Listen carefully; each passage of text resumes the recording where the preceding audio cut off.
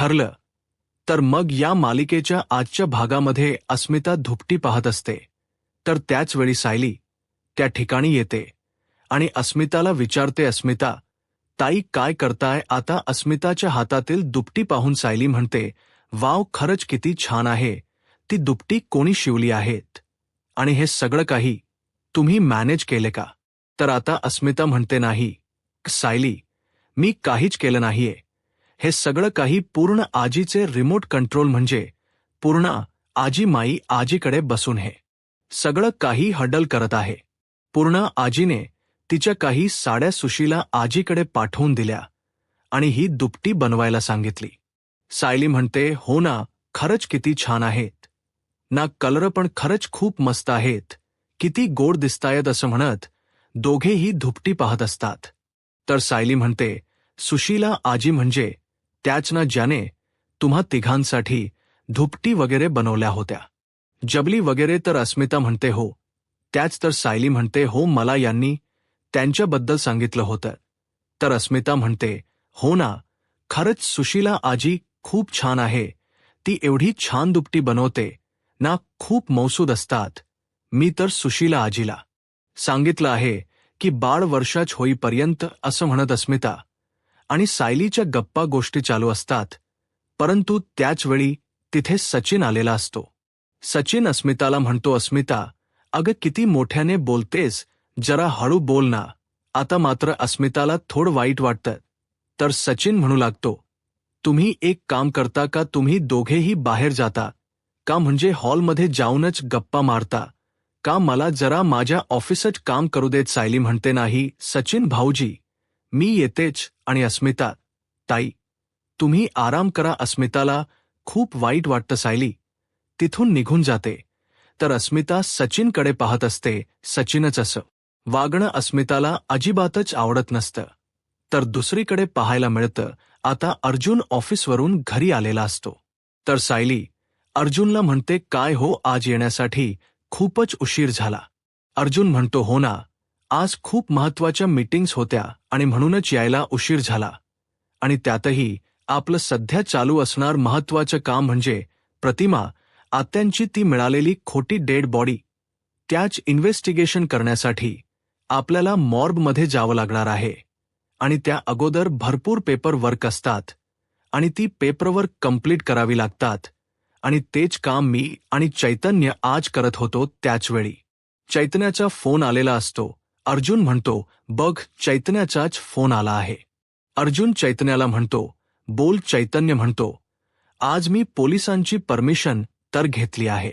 पोलिसांनी मॉर्कमध्ये जाण्यासाठी आपल्याला परवानगी दिली आहे. उद्या कोर्टाचीही परवानगी मिळेल. अर्जुन म्हणतो, गोड, परंतु बाकी सगळं झालं आहे का? तर चैतन्य म्हणतो की हो, सगळे पेपरवर्क वगैरे सगळं काही पूर्ण आहे. फक्त तू एक मला सांग, तू अश्विनशी बोललायस का? अर्जुन म्हणतो, हो, अश्विन आपल्याला मदत करायला तयार झाला आहे. तर चैतन्य प्रश्न करत म्हणतो, परंतु त्याने हे सगळं काही तन्वीला सांगितलं? तर अर्जुन म्हणतो, नाही सांगणार. सायलीने समजावलं आहे आणि सायली बोलली आहेत अश्विन सोबत, त्यामुळे काळजी करायचं काहीच कारण नाही. तर चैतन्य म्हणतो, मग आपल्याला उद्या तिथे सर्व पेपरवर चेक करता येतील. सर्व पेपर आपण चेक करू. उद्या हॉस्पिटलमध्ये गेल्यानंतर सर्व कागदपत्रांची नीट पडताळणी करावी लागेल. आपल्याला काही ना काही पुरावा नक्कीच सापडू शकतो.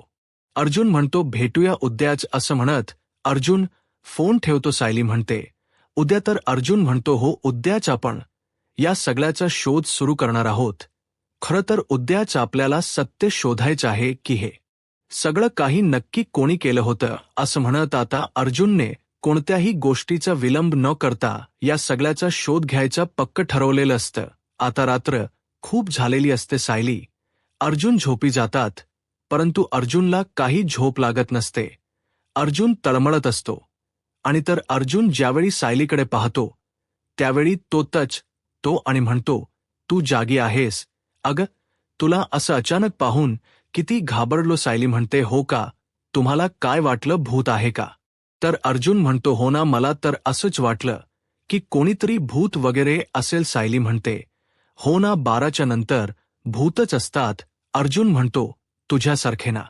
सायली म्हणते, नाही.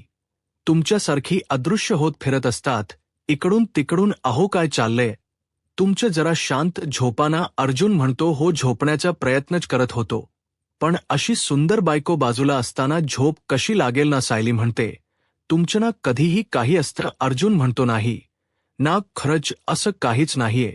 तुला माहीत आहे का, माझी बायको एवढी सुंदर दिसते, तिच्याकडे पाहिल्यानंतर झोपच उडते.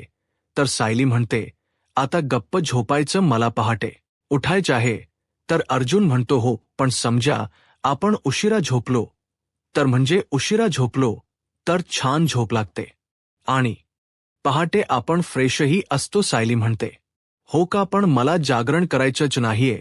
अर्जुन म्हणतो, असंच करतेस ली तू आजकाल, खूप भाव खात करतेस. मला जागरण करायचं नाही असं म्हणत नंतर छान जागरण करतेस आणि मग शांत झोपलेली असतीस. सायली म्हणते, आता तर मला तुमच्याशी काही बोलायचंच नाही असं म्हणत सायली, अर्जुन एकमेकांकडे पाठ करतात आणि झोपी जातात.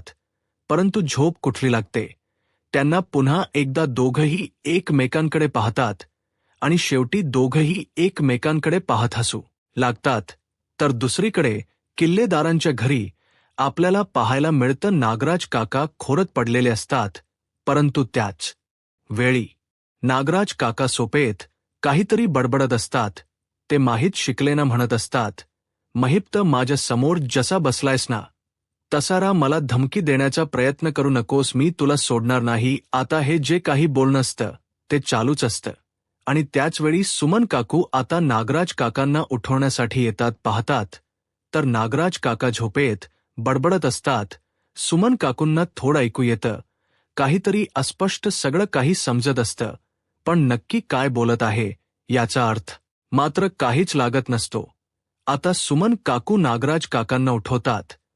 त्यावेळी मात्र नागराज काका दचकतात आणि म्हणतात, काय काय झाले. तर सुमन काकू म्हणतात, काही नाही, मी फक्त तुम्हाला उठवायला आली, पण तुम्ही झोपेत काय बडबडत होता. तर नागराज काका म्हणतात, जाऊ देत ना, माणूस झोपेत बडबडतो, तुला काय करायचंय. तर सुमन काकू म्हणतात, असाच समोर बस, मला धमकी देऊ नकोस. हे तुम्ही कोणाला सांगत होता, म्हणजे तुमच्या समोर कोण बसलेलं असतं. आता नागराज काका थोडे घाबरतात, पण सुमन काकूंना म्हणतात, तुला काय करायचंय आणि उगाच नको ते अर्थ लावू नकोस. माणूस सोपेत काहीतरी बडबडतो आणि तुला मात्र वेगळंच काहीतरी ऐकूया येत असतं. पण मला सांग, तुझ्या गळ यातील मंगळसूत्र कुठे आहे. आता सुमन काकू शांतच होतात. त्यांना तो क्षण आठवतो, गुंडाने कशा प्रकारे त्यांच्या गळ्यातील मंगळसूत्र हिसकावून घेतलेलं असतं. हे सर्व क्षण त्यांच्या डोळ्यासमोर असतात. तर सुमन काकू नागराज काकांना म्हणतात, पडलं असेल कुठेतरी, माहीत नाही, असेल कुठेतरी पडलेलं, माझ्या लक्षातच आलं नाही. आता मात्र नागराज काका सुमन काकूंचा हात धरतात आणि म्हणतात, मंगळसूत्र पडलं, हे बोलायला लाज नाही का वाटत. अगं मंगळसूत्र आहे, ते मंगळसूत्र नव्याच्या नावाच मंगळसूत्र, तुला नव्याची किंमत नाहीये का. तर आता सुमन काकू नागराज काकांना म्हणतात, नव्याच्या मंगळसूत्राची किंमत असायला नव्याने अगोदर बायकोची किंमत करायला हवी, तरच बायको त्या नव्याची आणि त्या मंगळसूत्राची किंमत ठेवू शकते. अगोदर बायकोची किंमत ठेवायला शिका आणि मग मंगळसूत्राचा रुबाब दाखवा. माझं मंगळसूत्र तुमच्यासाठी इतकं जर महत्वाचं असेल ना, मग ते मंगळसूत्र का घातलं जातं हे सुद्धा लक्षात घ्या. उगाच माझ्यासमोर रुबाब दाखवू नका. आता मात्र नागराज काका चिरतात आणि सुमन काकूंना म्हणतात, आता तुला घराबाहेर काढेल. सुमन काकू म्हणतात, तुम्ही मला घराबाहेर काढू शकत नाही, कारण या घरावर जेवढा तुमचा अधिकार आहे ना, तेवढाच माझा सुद्धा आहे.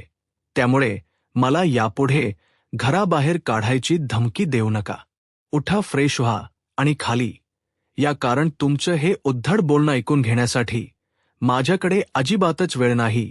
असं म्हणत सुमन काकू रागानेच तिथून निघून जातात. नागराज काका म्हणतात, बाईच्या गळ्याला सुरा लागला, परंतु माज काही कमी झाला नाही. आता काहीतरी बंदोबस्त करावाच लागेल. आणि तोही कायमचा, असं म्हणत नागराज काका आता सुमन काकूंचा बंदोबस्त करायचा ठरवतात. तर दुसरीकडे सुमन काकू किचनमध्ये येतात आणि नागराज काकांच्या बोलण्याचा विचार करतात. सुमन काकू म्हणतात, माझं मंगळसूत्र गुंडाने खेचलं आहे हे त्यांना माहीत असेल का, की यांनीच ते सगळं काही केलं असेल. परंतु हे झोपेत नक्की काय बोलत होते? महिप्त यांना धमक्या देत असेल की हे सगळं काही हेच करत असतील, असं म्हणत सुमन काकू विचार करू लागतात. सुमन काकूंच्या डोक्यात असंख्य प्रश्न उभे असतात आणि त्याची उत्तर मात्र त्यांना सापडत नसतात. तर दुसरीकडे अर्जुन उठलेला असतो, परंतु अजूनपर्यंत फ्रेश झालेला नसतो आणि म्हणूनच सायली येते आणि अर्जुनला म्हणते, काय चाललंय हे? अहो, वेळेत फ्रेश व्हायचं, नाश्ता करायचा, हे सगळं काही तुम्हाला रोज सांगावं लागतं का? आणि तेही नव्याने उठाना. तर आता अर्जुन म्हणतो, नाही बायको, प्लीज थांब ना, प्लीज, माझं खरंच खूप डोकं दुखते, त्यामुळे प्लीज. तर सायली म्हणते, डोकं दुखते, मी तुम्हाला म्हणाले होते की रात्री झोपा. तुम्हाला रात्री शांत झोप लागली नाहीये का? तुमचे डोळेही सुजलेले दिसतायत. अर्जुन म्हणतो, नाही ना, रात्री नीट झोप झालीच नाही. सायली म्हणते, का? कसला विचार करत होता? आता अर्जुन पटकन बोलतो, अस्मिताईचा. सायली म्हणते, अस्मिता ताईंच्या काय झालंय नक्की? अर्जुन म्हणतो, काही नाही, आता तिचीची डिलिव्हरी पण जवळ आली आहे आणि म्हणूनच तिची काळजी वाटत आहे. कसं सगळं काही होईल याचा विचार सतत मनात येत असतो. सायली म्हणते, मी तुम्हाला सांगितलं आहे ना, एवढा विचार करू नका. विचार करण्यासारखं काही नाहीये, सगळं काही नीट होणार आहे.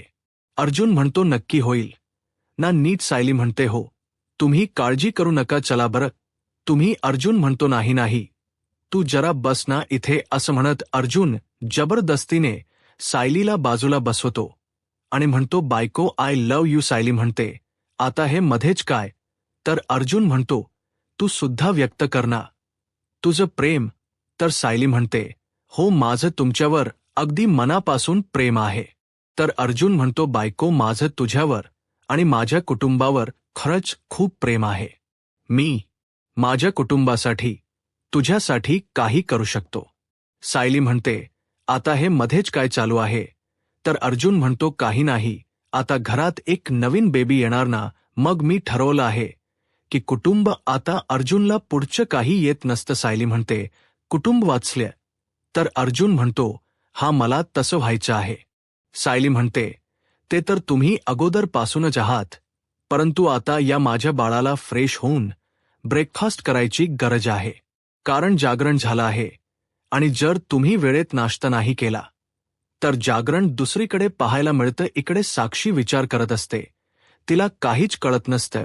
एकीकडे अण्णांचा शोध लागत नसतो, तर दुसरीकडे सचिन बेपत्ता असतो. सचिन त्याचा फोनही उचलत नसतो ना तिला भेटायला येत. त्यामुळे साक्षीला काय करावं, काय चालू आहे, काहीच कळत नसतं. आणि त्याचवेळी बाहेर कोणाचा तरी बोलण्याचा आवाज येतो. साक्षी म्हणू लागते, कोण असेल बाहेर? इथे तर फारसा सहसा कोणी येत नाही, असं म्हणत आता साक्षी दरवाज्यातून डोकावून पाहते.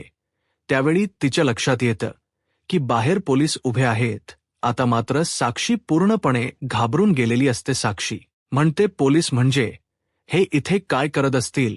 आतापर्यंत इथे मी असं पोलिसांना आलेलं कधीच पाहिलं नाही आणि आता हे अचानकच इथे आले आहेत. यांना कळालं तर नसेल ना की साक्षी शिखरे जिवंत आहे? यांना कळालं नसेल ना की साक्षी शिखरे जिवंत असून ती वेगळ्या वेशात इथे राहत आहे? काय करू मी? मला हे पकडण्यासाठी तर आले नसतील ना, असं म्हणत साक्षी पूर्णपणे घाबरून गेलेली असते.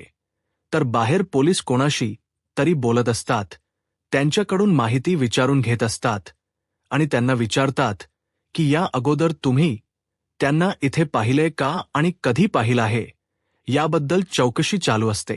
आणि हे सगळं काही साक्षीने पाहिलेलं असतं. साक्षी पूर्णपणे घाबरून गेलेली असते. तिला चांगलाच घाम फुटलेला असतो, परंतु या सगळ्याची मज्जा मात्र प्रिया घेत असते. प्रिया लांबूनच या सगळ्यांचा व्हिडिओ बनवत असते. आता त्यानंतर ती व्यक्ती तिथून निघून जाते. तर आता पोलीस साक्षीच्या रूमचा दरवाजा वाजवतात आणि म्हणतात, दरवाजा उघडा. आता मात्र साक्षीला काय करावं काहीच कळत नाही. ती दरवाजाच्या आत मध्येच उभी असते. तर पोलीस म्हणू लागतात, तुम्ही आत आहात हे आम्हाला माहीत आहे. आम्ही दरवाजा तोडण्याअगोदर तुम्ही स्वतः दरवाजा उघडा. जर तुम्ही दरवाजा नाही उघडला तर आम्हाला दरवाजा तोडावा लागेल. प्लीज दरवाजा उघडा. परंतु साक्षी काही दरवाजा उघडत नसते. तिला चांगलाच खांब फुटलेला असतो आणि हा सगळा खेळ बाहेरून प्रिया पाहत असते आणि त्याचा व्हिडिओ बनवत असते. तर दुसरीकडे सुभेदारांच्या घरी अर्जुन तयार होऊन नाश्ता करण्यासाठी येतो. तर कल्पनाताई अर्जुनला म्हणतात, अर्जुन, अरे तुला रूममधून खाली यायला एवढा वेळ कसा लागतो रे?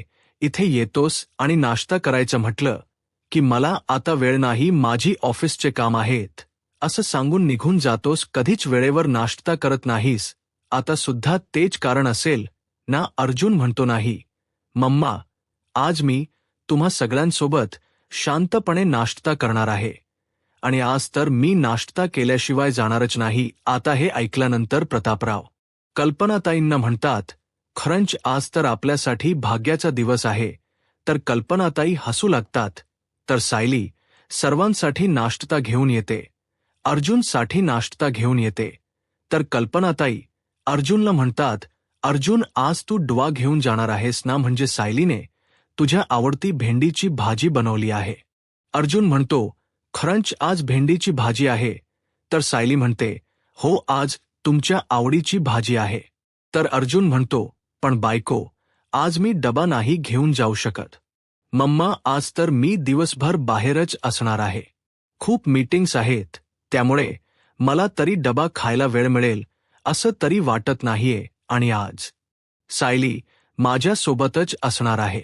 तर सायली म्हणते, हो आई, आज आमचं महत्वाचं काम आहे, त्यासाठी मी यांच्या सोबतच असणार आहे. कल्पना ताई म्हणतात, बरं, आज तू त्याच्या सोबत आहेस ना, मग तो कधी खाणार, काय करणार ते तू तुझं बघ, कारण तूच त्याची काळजी घेऊ शकतेस आणि तूच त्याला खाण्यासाठी मनवू शकतेस. त्यामुळे आता तरी माझी जबाबदारी सुटली आहे. असं म्हणत सगळी जबाबदारी कल्पनाताई आता सायलीवर सोडतात. आता अस्मिता अजूनपर्यंत नाश्ता करायला आलेली नसते. अर्जुन म्हणतो, अस्मिता ताई कुठे आहे? कल्पनाताई म्हणतात, अरे मी तिच्या मगाशी रूमकडे गेली होती. तिला म्हणाली की नाश्ता करण्यासाठी चल. ती म्हणाली, मी येते, परंतु अजूनपर्यंत आली नाहीये. काय करते काही माहीत नाही. तर अर्जुन म्हणतो, परंतु अस्मिताईने नाश्ता वेळेवरच करायला हवा. सायली म्हणते, येतील ना ते दोघेही. अर्जुनला खूप राग येतो. अर्जुन म्हणतो, नाही, माझं एकच आहे की अस्मिता ताईनी नाश्ता वेळेवर करायला हवा, त्यामुळे अस्मिताईला आज नाश्ता मी घेऊन जाईन. असं म्हणत आता अर्जुन स्वतः अस्मिताईसाठी नाश्ता घेऊन जातो. आणि हे सगळं काही पाहत प्रतापराव आणि कल्पना ताई हसू लागतात. सायली म्हणते, यांची अल्ली काय चालू आहे ना, काहीच कळत नाही. अस्मिता ताई बद्दल विचारत असतात. ऑफिसमधून आल्यानंतर पहिली अस्मिता ताईंची चौकशी करत असतात. अस्मिताई कशी आहे? तिने काही खाल्लं आहे का? तिचा मूड ठीक होता ना? तिला कसला त्रास तर होत नाहीये ना? असे असंख्य प्रश्न मला विचारत असतात आणि भांभावून सोडतात. खरंच त्यांना खूप काळाची वाटत आहे. हल्ली तर अस्मिता ताई शिवाय त्यांच्या डोक्यात कुठला विचारच नसतो. तर प्रतापराव म्हणतात, यालाच तर म्हणतात बहीण भावांच प्रेम हिरवी बघावं. त्यावेळी कचाकच भांडत असतात, परंतु असं नजरे आड त्यांचं दोघांचेही प्रेम असतं. खरंच खूप एकमेकांवर जीव आहे. त्या दोघांची एकमेकांवर असणारी माया आणि प्रेम पाहून प्रतापराव आणि कल्पनाताई खूप खुश असतात. तर दुसरीकडे पाहायला मिळतं, आता अस्मिता मोबाईलमध्ये डोकावून असते. हे सगळं काही अर्जुन पाहतो. दरवाजा वाजवतच अस्मिताला विचारतो, मॅम, मी आत येऊ शकतो का? तर आता अस्मिता म्हणते, सकाळी सकाळीच ही काय नाटक लावलीस आणि काय चाललंय तुझं? अर्जुन म्हणतो, नाही मॅम, मी नाटक वगैरे करत नाहीये, परंतु तुमची कंप्लेंट आली आहे. कल्पना सुभेदार यांनी तुमची कंप्लेंट केली आहे की तुम्ही आजकाल खाण्यापिण्याकडे दुर्लक्ष करता, काहीच खात नाही आणि म्हणूनच स्वतः अर्जुन सुभेदार तुमच्या समोर नाश्ता घेऊन आला आहे. तर आता अस्मिता म्हणू लागते, उगाच बावळटपणा करू नकोस. अर्जुन म्हणतो, बरं मी काहीच बोलत नाही, पण असं समज की ब्रदर सिस्टर ब्रेक तर खायला तर सुरुवात कर, मग बघूयात जास्त खायचं की कमी खायचं ते. तर अस्मिता म्हणते, नाही ना रे, आजकाल मला खावंसं वाटतच नाही. म्हणजे भूक तर लागते, परंतु खायची इच्छाच होत नाही. तर अर्जुन म्हणतो, असं कसं चालेल, बाळाच्या हेल्थचा विचार कर आणि हो समोर असेल ते सगळं काही खायचं, खायला सुरुवात तरी कर. असं म्हणत अर्जुन स्वतःच्या हातानेच आता अस्मिताला भरवत असतो. अस्मिता एक घास खाते, आपल्या भावाच्या हातचा. तो प्रेमळ घास खाल्यानंतर नकळतच तिचे डोळे पाणवतात. अर्जुन म्हणतो, काय झालं अस्मिताई, तुझ्या डोळ्यात पाणी का? तर अस्मिता म्हणते, काही नाही रे, हार्मोन्स. तर अर्जुन म्हणतो, नक्की ना, अजून काही नाही ना? अस्मिताई, माझ्याशी कोणतीही गोष्ट तू लपू नकोस, जे काही असेल ते मला सांग. या अगोदर तू म्हणाली होतीस की सचिनबद्दल तुला संशय आहे, त्याच्यामुळे तू थोडी अपसेट होतीस, परंतु आता सगळं ठीक आहे ना?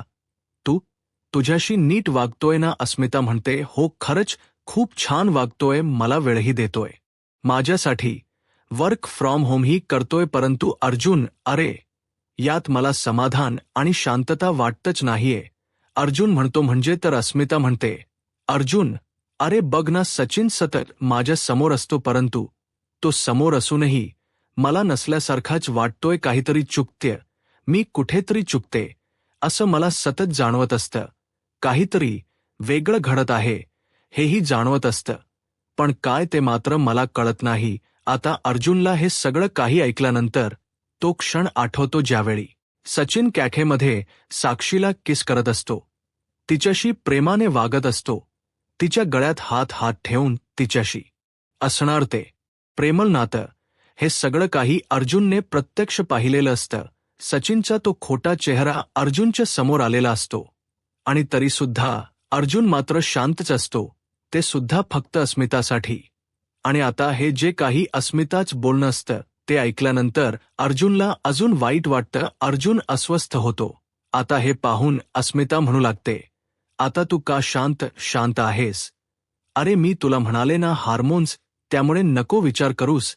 अर्जुन म्हणतो, नाही अस्मिताई, तुझे डोळे पाणावलेत तर मी कसा शांत होईन? अगं, तू म्हणजे माझ्या काळजाचा तुकडा आहेस. शेवटी बहीण भावांच प्रेम आहे. अस्मिताई, अगं तू अपसेट असशील तर मला सुद्धा अपसेट व्हायला होतं. मला तुझी काळजी वाटत असते. वरवर मी तुझ्याशी खूप नाटक करत असतो, तुला खूप चिडवत असतो, परंतु अस्मिताई, मी खरंच खूप तुझ्या बाबतीत सिरियस आहे. तू जर अपसेट असशील तर मला ते नाही आवडणार. तुझ्यासाठी मी काही करू शकतो. तर अस्मिता म्हणते, अर्जुन, तरीसुद्धा मला एकटेक का वाटत असतं रे? अर्जुन म्हणतो, नाही अस्मिताई, कोण म्हणाल तू एकटी आहेस? मी आहे ना तुझ्यासोबत आणि कायम असणार. मी तुझी साथ कधीच सोडणार नाही. मी तुझ्यासोबत कायम असणार. त्यामुळे एक गोष्ट लक्षात ठेवायची, तू एकटी नाहीयेस. अस्मिता म्हणते, हो मला माहीत आहे, माझं संपूर्ण कुटुंब माझ्यासोबत आहे. अर्जुन म्हणतो, हो ना, मग आता आपण नाश्ता करूयात का? तुझ्या पोटात बाळ आता मारत असेल, पण माझ्या पोटात मात्र कावळे ओरडतायत. त्यांना आता खाऊ पिऊ घालावं लागेलच ना? मला तर खूप भूक लागली आहे. चल पटापट नाश्ता करूयात. असं म्हणत आता अर्जुन अस्मिताचा मूड फ्रेश करतो आणि तिला नाश्ता भरवत असतो. अर्जुन अस्मिताची अगदी पुरेपूर काळजी घेत असतो. जे काही घडलेलं असतं त्यामुळे अर्जुनला अस्मिताची खूप काळजी वाटत असते. अशा नाजूक अवस्थेमध्ये तिला कोणताही धक्का सहन होणार नाही हे अर्जुनला अगदी बरोबर माहीत असतं आणि म्हणूनच अर्जुन अस्मिताला जीवापाड सांभाळत असतो. आता अस्मिता अर्जुनला म्हणते, हे सगळं काही मी एकटीने संपवायचे आहे का नाही? अरे तू सुद्धा कर नाश्ता. असं म्हणत आता अस्मिता स्वतःच्या हाताने अर्जुनला खाऊ घालते. तर त्यानंतर दोघेही एकमेकांसोबत नाश्ता करत असतात. आणि आता अर्जुन ज्यावेळी अस्मिताकडे पाहतो, तिच्या चेहऱ्यावरचा आनंद पाहून अर्जुनलाही समाधान वाटत असतं.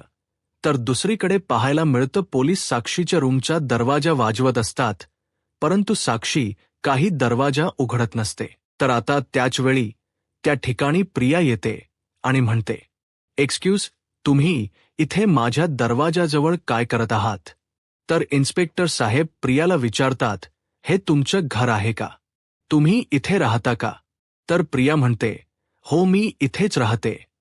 पण तुम्ही इथे माझ्या घराबाहेर काय करत आहात? तर इन्स्पेक्टर साहेब प्रियाला म्हणतात, तुमच्या खालच्या मजल्यावर राजन खोत म्हणून राहतात आणि त्यांची चौकशी करण्यासाठी आम्ही इथे आलो होतो, म्हणूनच म्हटलं की तुम्हालाही विचारावं, त्यांच्याबद्दल तुम्हाला काही माहीत आहे का? तर प्रियाला मात्र यातील काहीच माहीत नसतं. प्रिया म्हणते, नाही, मला तर काहीच माहीत नाही, कारण इथे मी फारशी कोणाला ओळखत नाही आणि कोणाशी जास्त ओळख ठेवलीही नाही, त्यामुळे मला खरंच त्याबद्दल काही माहीत नाही. तर इन्स्पेक्टर साहेब म्हणतात, बरं ठीक आहे, असं म्हणत इन्स्पेक्टर साहेब तिथून निघून जातात.